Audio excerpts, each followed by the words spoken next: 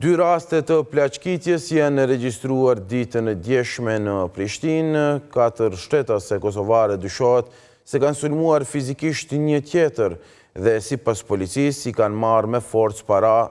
Të njëjtat e kishin sulmuar fizikisht viktimën femër kosovare, si dhe pas kishin marrur parat me forcë nga ana e saj.